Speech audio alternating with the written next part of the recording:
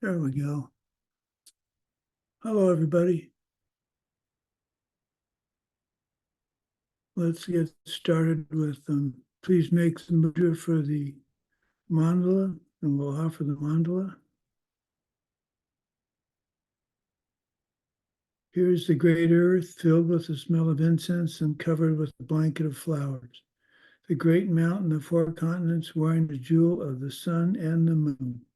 In my mind, I make them the paradise of a Buddha and offer it all to you. By this deed, may every living being experience the pure world. Idam Guru Ratna Mandalakam Niryataya Me.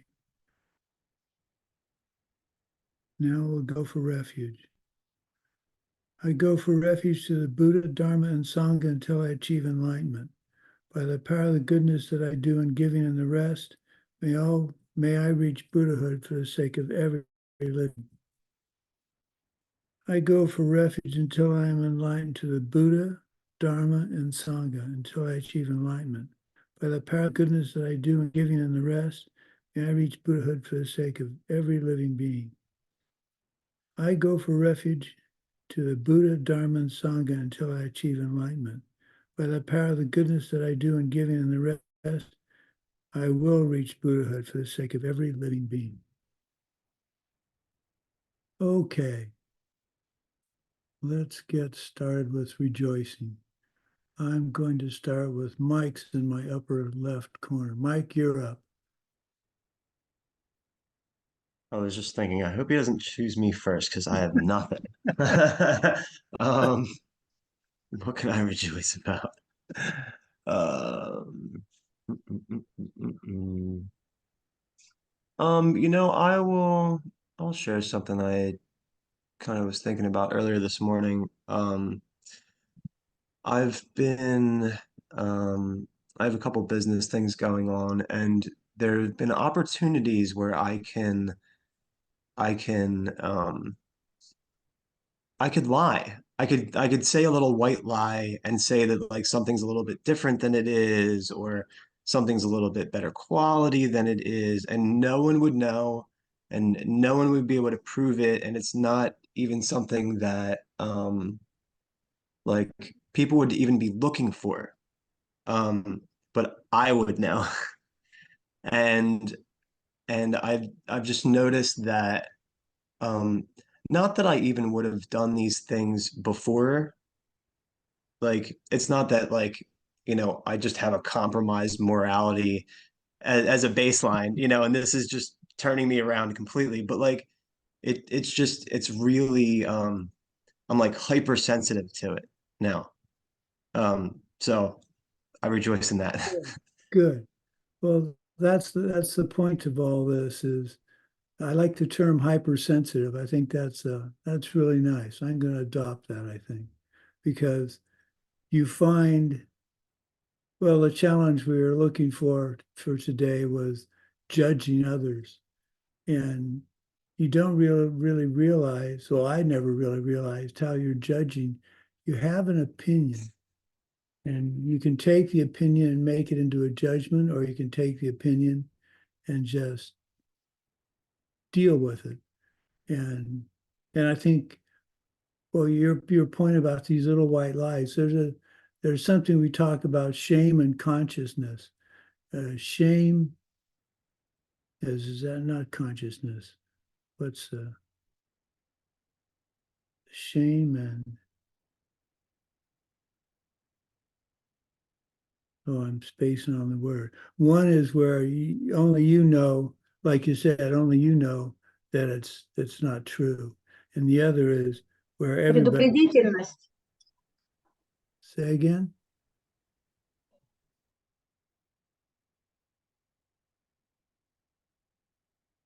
This shame and, well, anyway, the fact that you know that it's not right is the important thing. And the fact that you know that someone wouldn't be able to tell that you're saying something that's not quite right makes it all the more important. Because if you don't want that to happen in your life, where someone tells you something that isn't quite right and could affect you greatly, the only way to stop that from happening is to be completely honest about what you're doing. So good. Yay. I rejoice. Okay, we're going to go down this column. Katya, you're next. Hi, hello. I rejoice that yesterday was the birthday of one of my best friends, and I went for dinner with her, and I realized that we have been friends for too many years, and now we are different people, well, different kind of persons, and we don't have judgment each other. So we are in different paths, but now we can see each other, and we are okay with the different ways that we are doing. Oh, good. Good. Yeah, it's an interesting thing. Once you take a certain set of vows, I'm trying to think. I think it's, and there's bodhisattva, secondary bodhisattva vows, where you're not supposed to associate with other philosophies. And you can interpret that to mean I can't talk to a Christian because they're a different philosophy than I am. And that's not the point. The point is you're not to spend excessive amounts of time studying and starting to believe in another philosophy. You're meant to, if you're going to study Buddhism. Now, I have an example of that. When I went to South Africa for the first time, I was teaching in a retreat center, and in my spare time, I'd come across their library, and they had some books with Chan Buddhism, and I opened it just curious, and there was a beautiful description of karma that made very good sense to me at that time. This was many years ago. And I'm reading that, and I go, but wait a minute. That's not true. That's not what we believe. So I immediately put the book down. I didn't open it again because it was a very comfortable description of karma, but it wasn't correct. So it's not that I opened the book, that was wrong. What was right was I looked and I said, well, that's just not what I'm being taught. So it's not that you can't look, it's that you have to be careful not to make that start to contradict what I believe is true in the 18 courses. Okay. Fernanda, you're new to the class. We rejoice at the beginning of each class, rejoice in something you've done or you've seen somebody else do. So fire away. Thank you. It's my first class, so I'm new. Well, I rejoice for yesterday I got the opportunity to translate for Peach Tree Morning Show, so I rejoice on that for being able to help people to understand better the wisdom. And Very good. That's powerful, powerful karma. And when we rejoice, we try and rejoice with wisdom, and that you're setting the seeds for you to get the information you need, whatever form, whatever topic, because you're doing something very powerful now to help people understand what's coming out of the Peachtree Cafe. So I'm in awe of anybody that can translate. I can barely speak English, so I'm very much in awe of translators. Okay, now everything's shifted on my screen. Oh, well. Let's go with Daria. What do you have to rejoice in?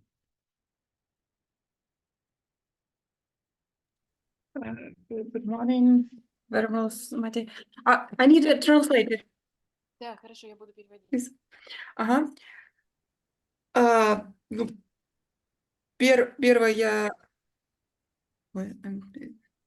я радуюсь тому, что завтра 8 марта, и я работаю с детьми.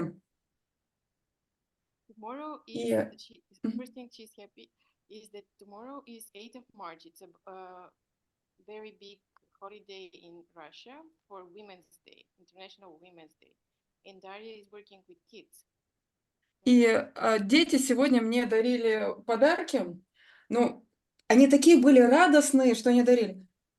И еще больше они дарили, когда в конце занятий я открывала эти коробки с конфетами, которые они подарили, и они брали конфеты, и они брали себе и маме. И у них такая радость была, которой я бы хотела научиться. So the kids gave her today, they already gave her chocolate boxes, and she was very happy to see them because she opened the boxes and she let them have some of the chocolates, and they were getting for them and for their moms as well. And Daria is saying she would love to have this joy that kids are having when they were. Wow. So it's National Women's Day. Huh. Do they have a National Men's Day in Russia? No. They always do that. You know, there's one country I think that has more holidays than anywhere else on the planet, and that's Malaysia. My students in Malaysia are constantly telling me about holidays. I think they have a holiday about holidays. But, There. well, enjoy National Women's Day.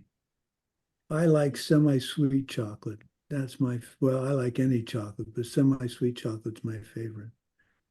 So, which isn't a hint to send me chocolate. I'm just letting you know that that's chocolate I like. Okay. I never hint about things that I want you to send me. So understand that. When I say something like I like semi-sweet chocolate, that is not a hint to send me semi-sweet chocolate. You can send my wife some. I'm kidding. Okay, who's next? Let's go with Layla. Good morning, everyone. So I've been going through the last weeks, I've been working on putting myself out there professionally. I'm a freelancer, and I work with brands to create campaigns, stories, communications. I'm a creative, and it hasn't really panned out. And I've been noticing this shift that's going on. And the more I've spoken to people, the more I've realized that this is something happening because of AI, and it's affecting our clients who want less people on jobs and who want people to have more things under their belts. They're it's a big shift happening, a lot of layoffs going on, and so I rejoice in being able to see the opportunity instead of seeing it as an enemy. I didn't really let myself go to that place where I see a lot of people complain about it so much. And being perceived as, the enemy. And what came out of it for me was an excitement for wanting to maybe go back to school for something else to also gain that. So now I'm also thinking, and this came to me yesterday, was that I would love to also study strategy. So now I'm getting excitement of a student wanting to learn more and seeing it as an opportunity instead of shutting down because of everything, all the changes that it's causing in my industry right now. Good. You're seeing the bright side, the positive side. Your karma's right because you've given other people in your life opportunity to do what they think they need to do. You're seeing those opportunities now ripen, that karma ripen for you to have the opportunity and not be scared by it. I never ever thought about AI. What you just described is something that never occurred to me, that AI or the perception of what AI can do would affect the workplace. Because I think very rapidly too, very, very rapidly. Yeah, very powerfully. Yeah. I have one of my students is trying to illustrate the source of all my good using AI for the images. And the little I've done with AI for images is it's very difficult to get what you want. What I've tried with images, it's very difficult to get what you want in the image. And I think people think AI is going to solve all their problems. And it's like anything else with computers. It's only as good as the information you give it.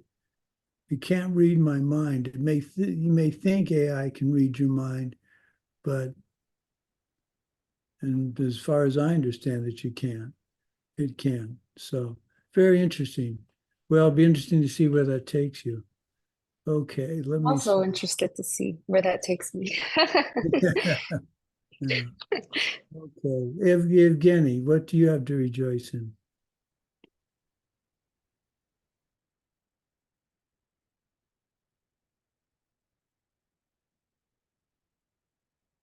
Or not?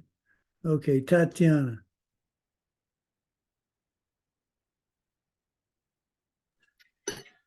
Добрый вечер. Извиняюсь, что пока без камеры. У нас я за мамой ухаживаю. Хочу порадоваться тому, что вижу своего сына щедрым. Он вчера дал нам с мамой денег, материально поддержал. Сегодня я подарила себе сеанс массажа, позаботилась о себе. И совсем буквально недавно я пришла с занятий, где была ассистентом куратора на ACI 2. Я очень старалась. Мне кажется, что сегодня у меня получилось послужить студентам и учителям. Благодарю. Super. Tatiana is rejoicing to see her son being generous and to give money to her and her mom, which Tatiana is taking care of. And she went and bought herself a massage. She's really happy about this. And she also, yesterday, she was helping, she was a teacher assistant at ACI 2. And she's happy that she's getting a hang of it and it's better. And she's becoming better. Oh, very nice. Very good. Helping ACI2 is going to set the karma for you to get the teachings you want in the future. So that's very, very powerful. Congratulations. Okay, well, Natalia, I have two Natalias. One's a Natalia, that one, and Zoom 2. And how about the other Natalia?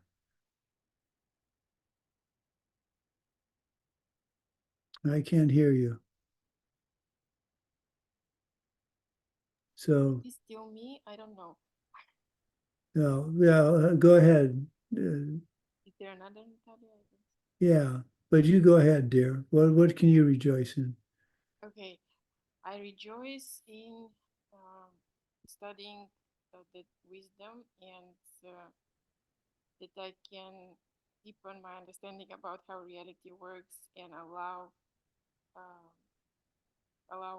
this to unfold to me. I really like observing how the seeds can be influenced by my actions and what I do to other people and what I think and what I say.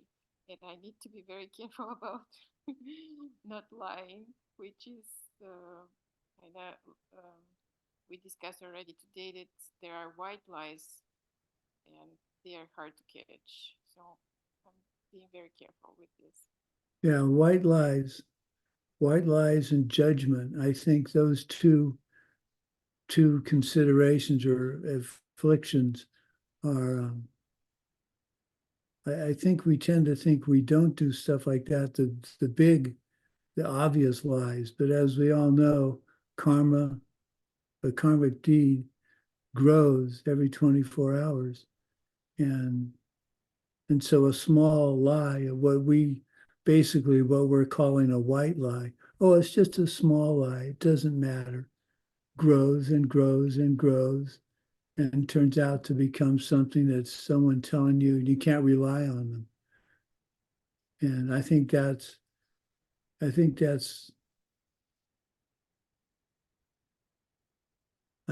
possibly the most hurtful thing for me, is if someone says they can't rely on me.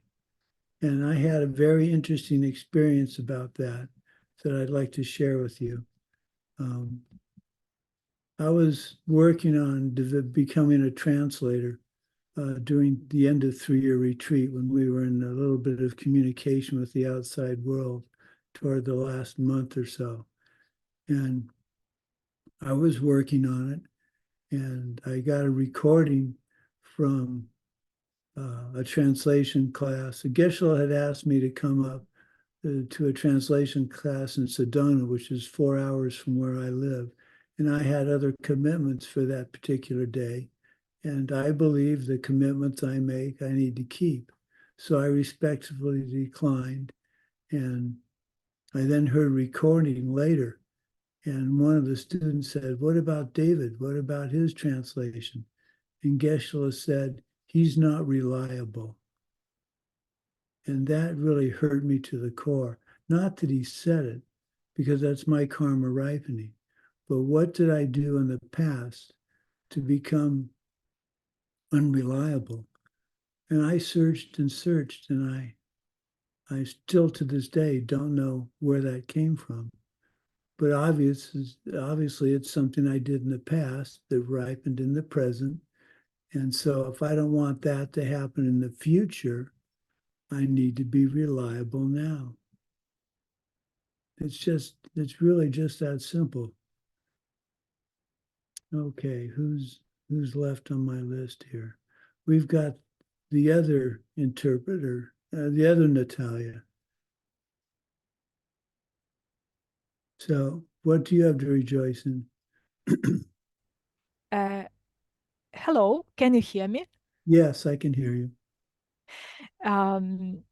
Well, today I can rejoice on my help with the translation, because this week, today is my third time translating for ACI during this week.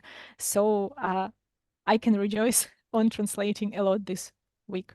Wow. On Monday, I helped to translate ACI 10, the lesson with Tim. Yesterday, I helped to translate for Fish Street Cafe show, and today I'm helping here for ACI 4. So I'm Wow. rejoicing on this fact.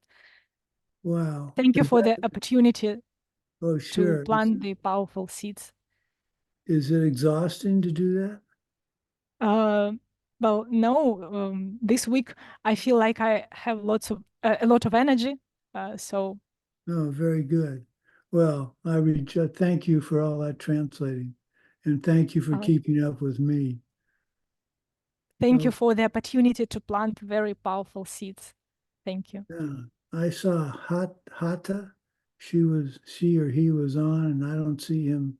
I don't see them again. Okay.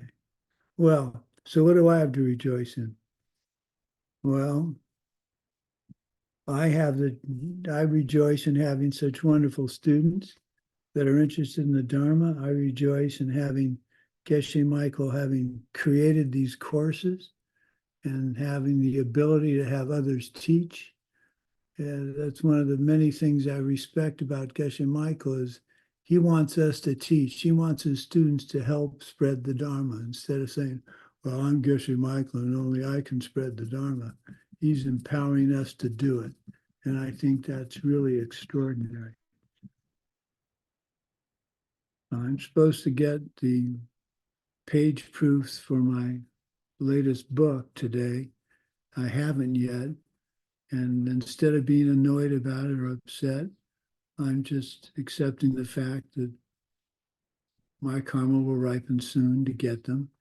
And then I need to return them as quickly as possible, as carefully as possible, so that I get that kind of thing in the future.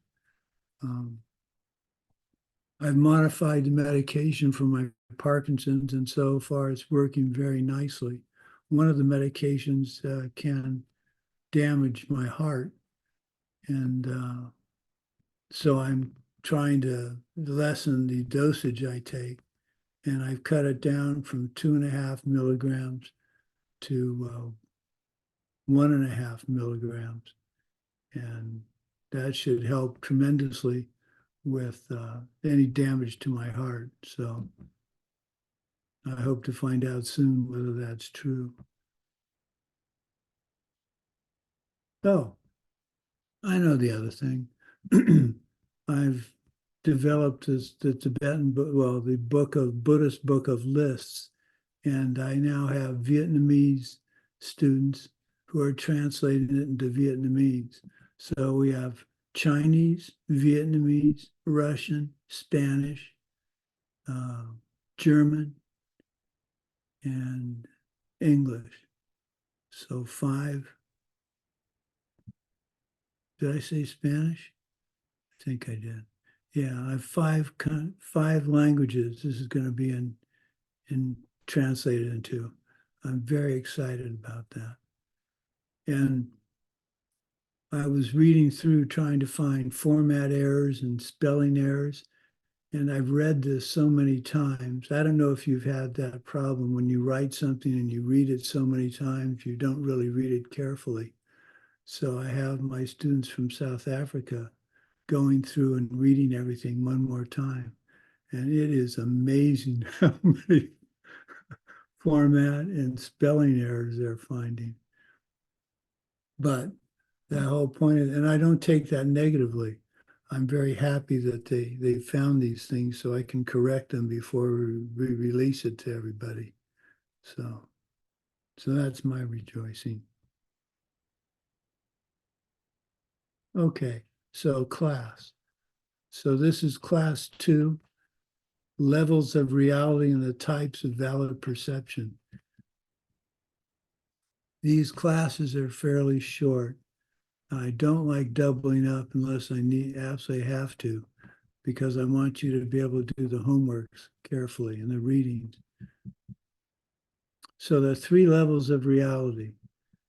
There's directly evident or directly perceived reality, there's hidden reality, and there's deeply hidden reality.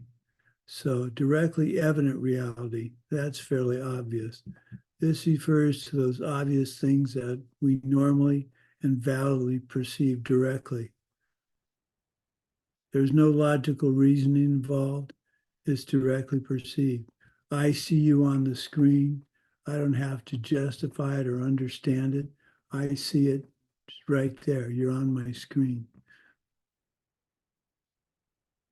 So the example that we use in the class is a person with intact sense powers sees colors and shapes and sounds and smells and tastes. These are all evident reality. Then there's hidden reality. Reality that is hidden and therefore requires study or contemplation or the use of logic and such to be perceived by an ordinary person. Now, the simplest one for that is, you see my hand, now you can't see my hand. Logic would say that I still have my hand at the end of my arm. You can see my arm, you don't see my hand.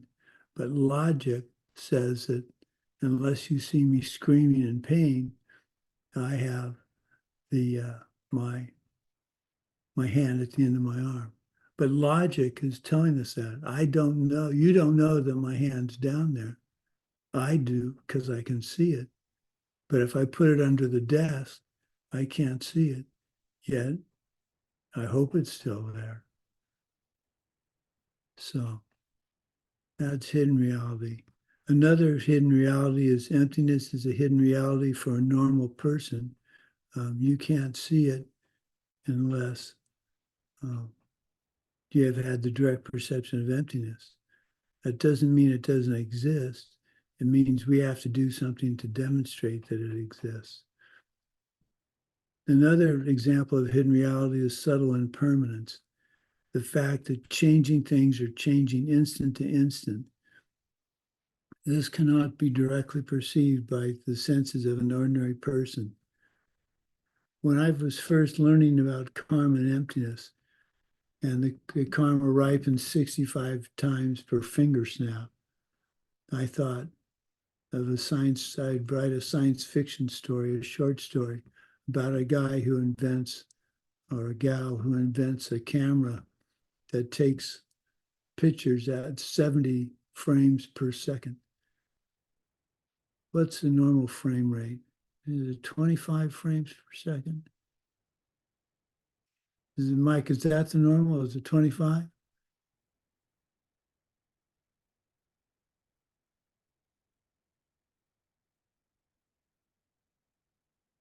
Is it 25 frames per second the normal? Sorry, I was in the chat. I think it's usually either 24 or 48 is standard for like a 24. motion picture. Yeah, 24. Thank you. So I was going to invent a camera that took pictures at 72 frames per second, and it would show karma ripening. And I thought that was a great science fiction film until I thought of all the high-speed cameras that take a much higher frame rate than that, and they don't see karma ripening. So much for that brilliant idea. But so from instant to instant, it's like when we, I'm getting ahead of the game here. We instinctively attempt to use reasoning almost all day long to draw conclusions about objects that are hidden for us. For example, why did a person speak particular words? However, we tend to use faulty reasoning and draw erroneous conclusions. So we use logic inappropriately to justify things. And what we're trying to do with this course and future courses is understand how to use logic to make proper and appropriate decisions, both karmically, well, obviously karmically. Then there's deeply hidden reality, the subtle workings of karma. The subtle workings of karma is even more difficult to directly perceive than emptiness. Only enlightened beings can directly see why everything appears exactly as it does. And you stop and you think it's mundane. For instance, you're looking at the picture behind me. My karma, your karma, generated that image. Everything in your world, everything is a result of a karma ripening. And that can be mind-boggling.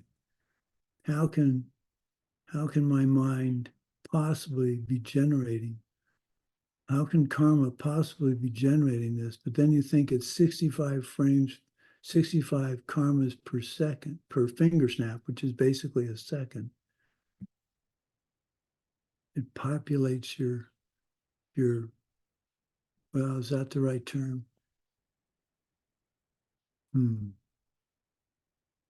It populates, what am I trying to say? I'm not using the right words, but that actually blows me away, that every detail in my room in front of me, I've got books, I've got things, pictures of missiles hanging on my walls. All of that is karma ripening at 65 frames per karmas per second, per finger snap.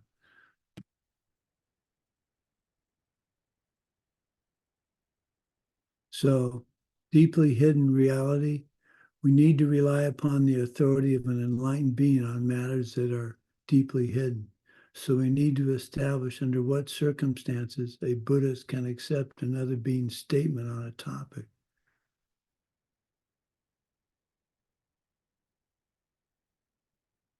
We study logic and valid perception. And again, what's a valid perception? It's a perception that's not influenced by drugs or extreme emotion. And again, when you talk about valid perception, you should say that's not affected by alcohol or drugs and by extreme emotion. Usually they say extreme anger, but I like to use extreme joy also. I keep trying to remember a good example of extreme joy.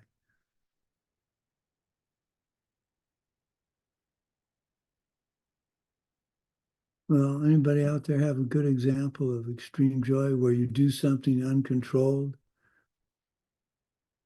instead of anger, out of just absolute joy?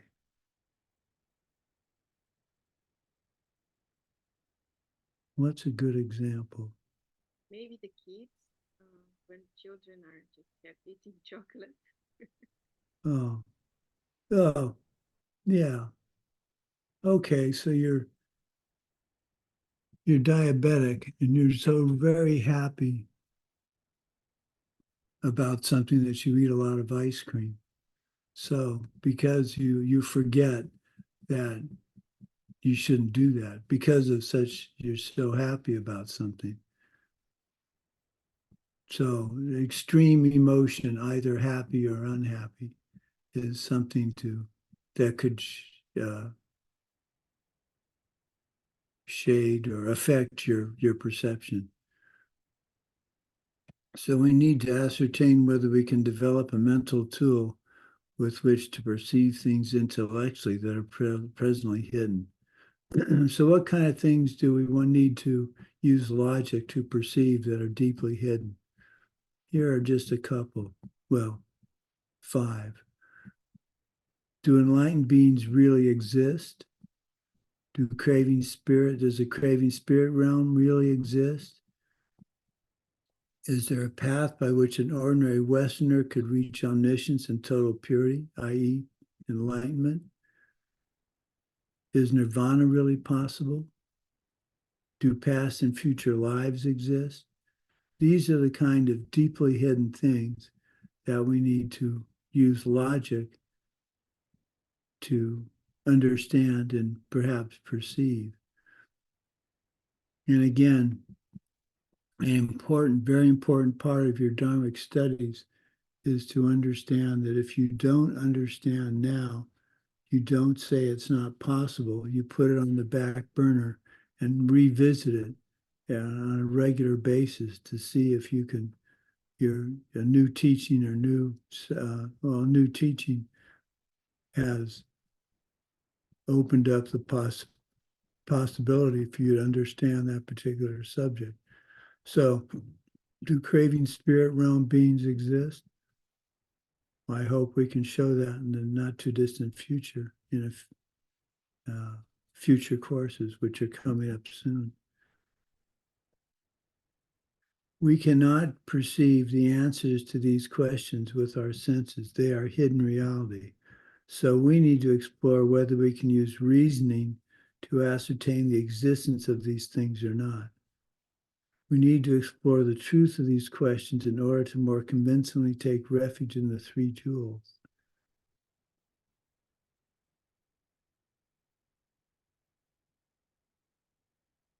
So we have these 3 levels, obvious, hidden, and deeply hidden. Can an object belong to multiple levels of reality? The level of reality of an object is dependent upon the perceiving subject. It's not a characteristic of the object. For example, the existence of colors and shapes is a hidden reality for a blind person. What may be obvious reality for most people can be hidden for some.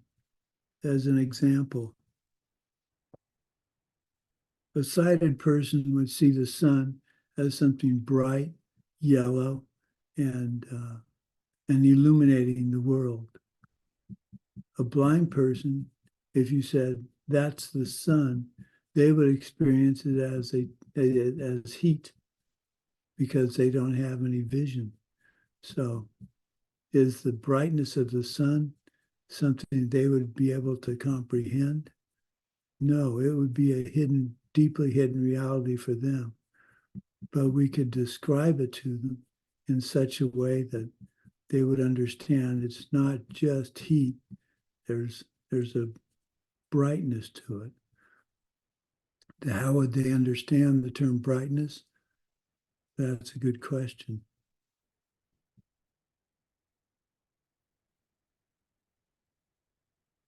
For an enlightened being, every object, including the subtle workings of karma, is obvious reality because they're omniscient. They see every existing thing in the entire universe, past, present, or future, in one instant directly. An enlightened being has no need of recourse to logic or deduction. Every perception is direct and valid. So there are two types of valid perception. Direct valid perception. This is the type of valid perception that perceives obvious reality.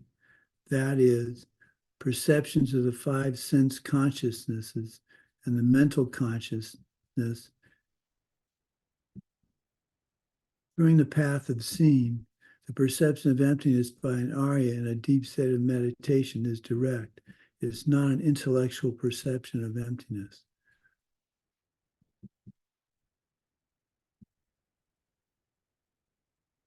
Then there's the valid perception based on an inference. This is a valid perception based on deductive reasoning. A deductive valid perception is completely trustworthy because it employs the rules of valid perception. It's as good as your eyeballs. Logic is the foundation of mysticism and tantric practice. It enables you to see things that most people do not, and to see things that one previously never expected to see. So there's a very famous example in our teaching that you're going to run across quite a bit. Mistaking a coiled rope for a snake is an example of an invalid perception. One is misperceiving the object. However, the mere awareness of this thought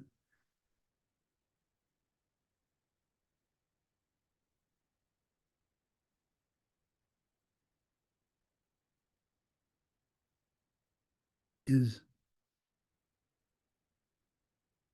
you have a valid directly perceiving the thought that the object is a snake.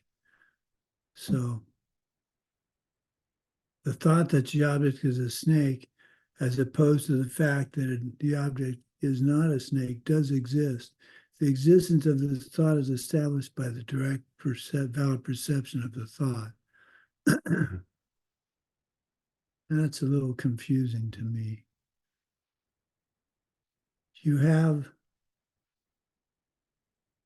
So it's a valid perception of the rope. I mean, you see the rope, it's coiled, but you put snake onto the object, and that's where you're mistaken. You're not mistaken for seeing the coiled object. You're mistaken for assigning it something based on an invalid perception.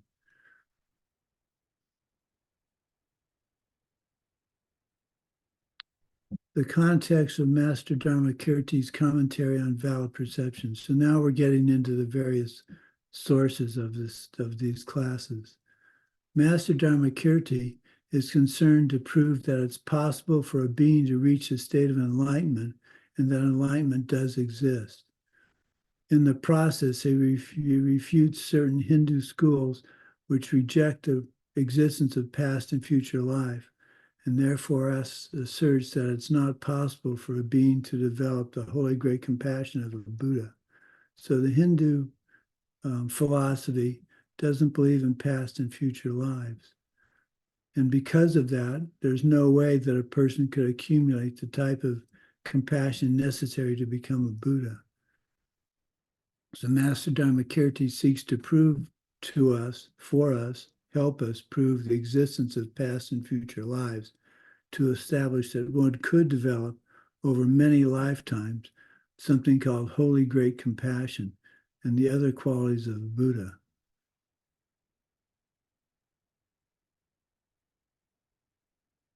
And therefore reach the state of perfect enlightenment, a state where one only ever has perfectly correct valid perceptions about all things.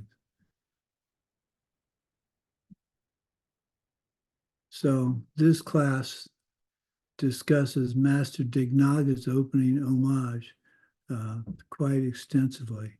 This is what he says at the beginning of his compendium. I bow down to the one who turned perfectly correct, who wishes to benefit all living beings, the teacher, the one who went to bliss, and our protector. Let me read that again. I bow down to the one who turned perfectly correct, who wishes to benefit all living beings, the teacher, the one who went to bliss, and our protector.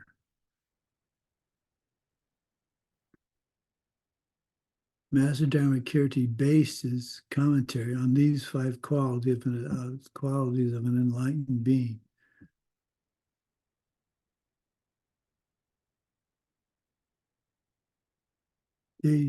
Master Dignaga and Master Dharmakirti refer to Lord Buddha as someone who is a being who has turned perfectly correct. So why do they say that? Lord Buddha was not always perfect. He was suffering in cyclic existence before he achieved enlightenment, and he could not have become a being with correct perception without developing the proper causes.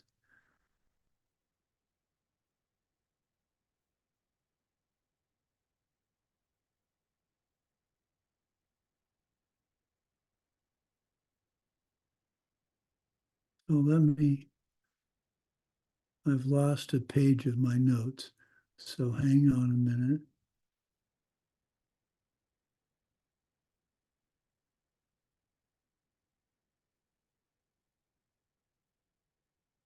Okay, there we go.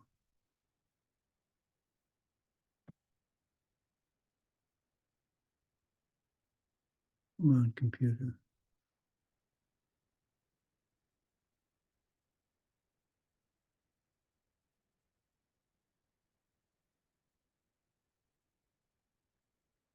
So, Lord Buddha is the protector because he protects us by teaching us. He's the one gone to bliss because he cannot experience anything but ever-increasing bliss and pleasure. He is the teacher, the ultimate teacher, teaching us how to get to nirvana and on to Buddhahood. And he loves all beings so much he only wants to benefit them. And he is a being of valid perception, totally correct. So we're going to be studying in the next several classes to start try and prove that Lord Buddha is a being of valid perception, only valid perceptions. And this is going to lead us to the proof of past and future lives, which is deeply hidden to most of us. I think it's really important in these next classes to put on the back burner some of these subjects, which are hard to understand, even with logic. Sometimes the logic, to me, can be quite confusing. So if you get confused in these classes, just remember that you put it on the back burner and you say to yourself, I don't understand it now. That doesn't mean I can't understand it in the future. I just need to remember to go back and look at it constantly. It's like the idea of self-existence. The proof of things are not self-existent. Sometimes to me it becomes circular. If you think an argument is circular, then we haven't described it properly enough. But if you think it's circular, put it on the back burner and wait to see if we can explain it in a way that doesn't make it circular. The study of logic for me is confusing, I'll admit it. So hang in there and we'll see if we can make this a little clearer in future classes. So let me look. Let me look. I want to make sure I covered the homework questions.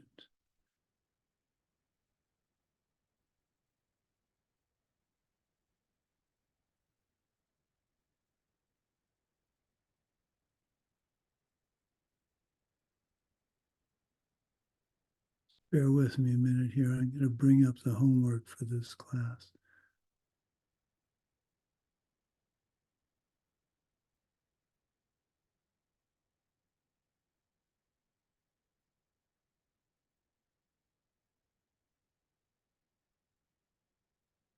Here we go.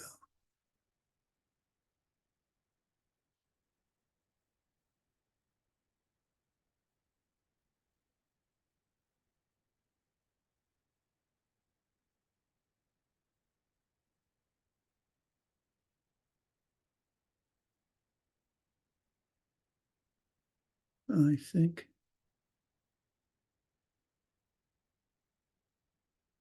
Yeah.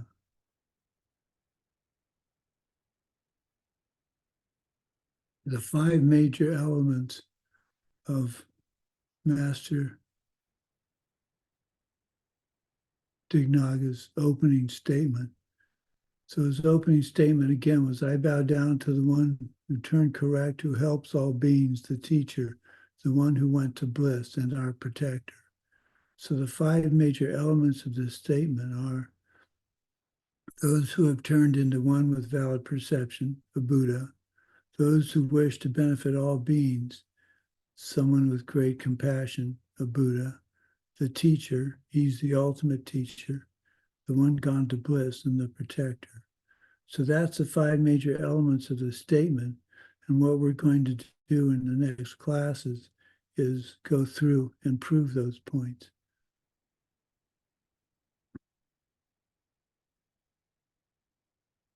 So this course is this course is a beginning, an introduction to course 13. These are the 2 most difficult courses to teach because I struggle with understanding some of the concepts, which makes it difficult to teach. So hang in there, and between all of us, we can hopefully get a better understanding.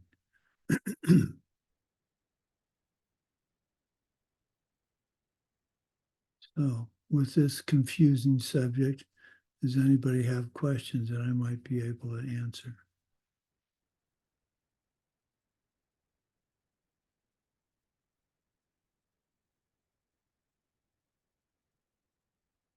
No?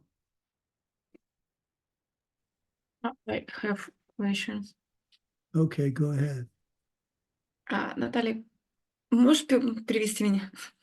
Да, конечно. Не знаю, какую Наталью ты просишь, меня или переводчика? Давай, я напишу. У меня вот вопрос. Вы, в секунду 64 семени, да, мы видим, так как у нас, все люди думают, что мир происходит не из нас, да, мы сейчас логически понимаем, что он происходит из нас. А вот те, кто видел пустоту напрямую, вот они также видят 64 секунды? Или у них растянуто? Вот. Хорошо, я поняла. She's asking, the question is, we see the reality 65 slides per second, images per second. And she's asking, those who have seen the emptiness directly, are they also seeing it the same way, 65 slides per second, or is it slower for them? That's a very good question. Karma ripens at 65 instances per second, period. I have not had the direct perception of emptiness, but the difference between those who have and those who haven't is they understand that it's karma ripening. There's no doubt in their mind it's karma ripening, whereas we're still thinking yeah, it's karma ripening, but it's really out there coming at us. Once you've seen emptiness directly, as I understand it from Geshe Michael's teaching, you're always seeing it this way. You're not seeing it this way. The object isn't coming at you, you're projecting the object. But you see it in the same 65 frames, slides, instances per second for everybody. That's how karma ripens. That's my understanding.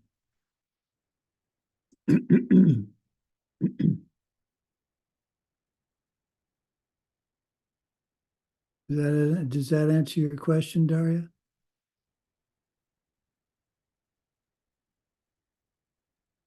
Yeah, thank you.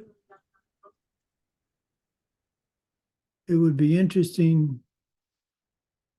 It would be an interesting story to somehow figure out some way to slow down karma ripening.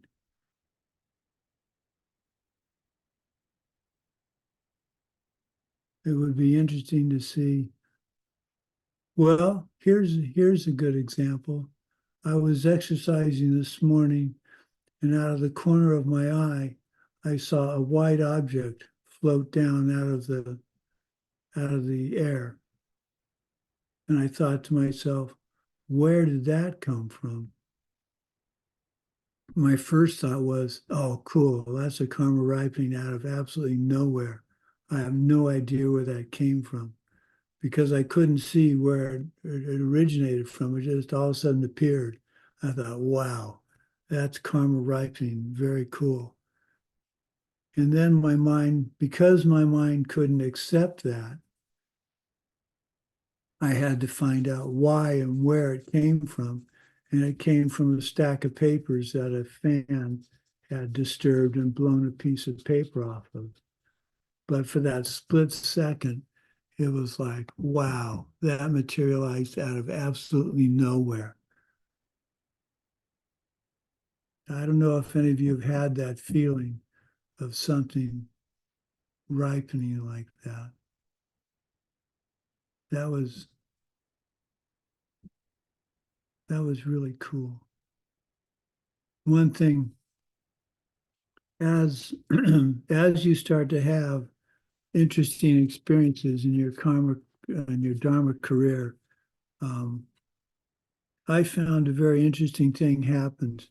If I try to explain to someone other than my lovely wife a particularly cool thing that's happened, often someone will deny it. When I was in 3-year retreat, I said, I did what I thought I call an act of truth. I said, if karma and emptiness are true, then this white butterfly that's flying around me will come land on my shoulder. And it did. And that was just about the coolest thing that's happened. So I explained that to a fellow retreater, and she said, nah, that had nothing to do. That just, you're overthinking the subject. And so instead of the person saying, well, that's neat, that's incredible, they tried to convince me it wasn't important. So when you have something really sweet like that ripen, I find you have to be careful who you talk to about it, because someone will pop the bubble and make you think, well, maybe that wasn't really true. It did happen. I use that as an example to only share stuff like that for the most part with my very close students and my wife, because she doesn't look at me and go, nah, that didn't happen. She says, wow, that's a special event. That's me beginning to see the world in the proper way.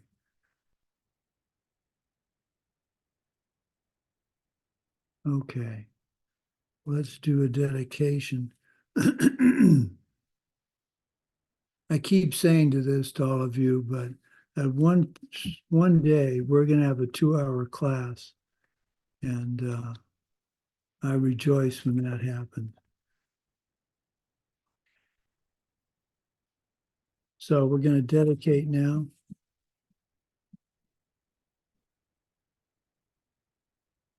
May the source of benefit and goodness, the Dharma, spread and expand. May the beings upholding the Dharma have excellent health. May the source of happiness and well-being for all embodied beings, the Dharma taught by the Buddhas, always increase. Through this merit, may I soon attain the enlightened state of Guru Buddha, so that I may be able to liberate all sentient beings from their suffering.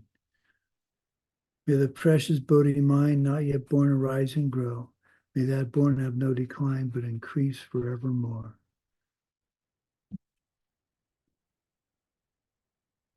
Hang in there on these logic classes.